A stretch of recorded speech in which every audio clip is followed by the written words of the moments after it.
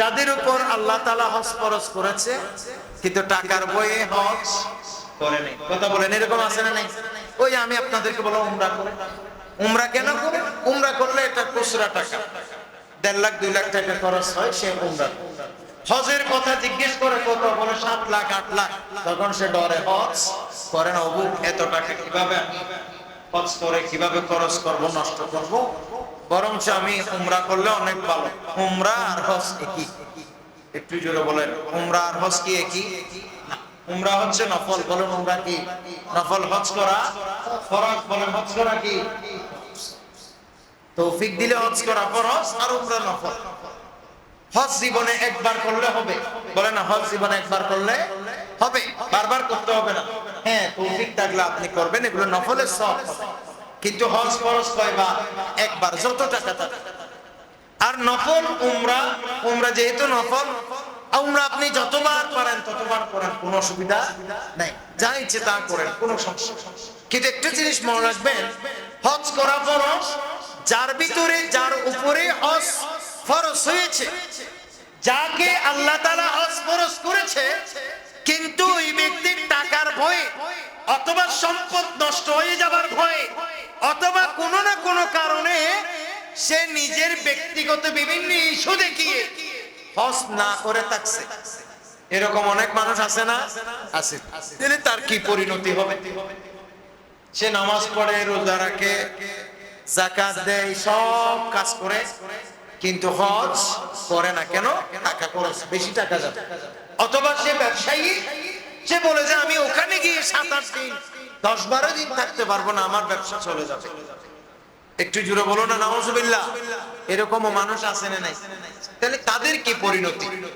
নবী করিম সাল্লাল্লাহু তাআলা আলাইহি ওয়াসাল্লাম স্পষ্ট বলেছে, হযরত আলী রাদিয়াল্লাহু তাআলা এই হাদিস riwayat করছেন, মান মালাকা যাদান ওয়া রাহিলাতান তুবাল্লিগুহু ইলা বাইতিল্লাহি ওয়া লাম ইয়াহুজ্জা ফালা আলাইহি আন ইয়ামুতা ইয়াহুদিয়্যা আও নাসারানিয়্যা।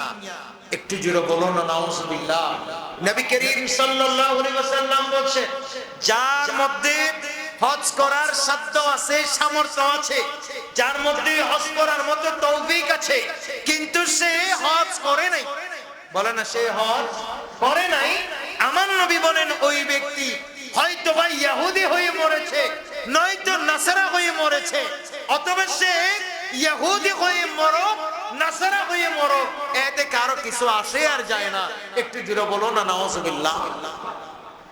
চিন্তা করে দেখছেন, যেই ব্যক্তি হজ করা, হজ আল্লাহ তাআলা ফরজ করেছেন, কিন্তু তারপরেও সে হজ করে নাই, এমত অবস্থায় ওই ব্যক্তি মারা গেছে, বলে না এমত অবস্থায় ওই ব্যক্তি মারা গেছে, কিন্তু সেই রকম ওই ব্যক্তি টাকার কারণে, টাকার ভয়ে, অর্থ সম্পদ চলে যাবে সেই ভয়ে হজ না করবার কারণে সে, আমার নবী বলেন, ইহুদি হয়ে মরক, নাসারা হয়ে মরক, এতে কারো কিছু আসে আর যায় না।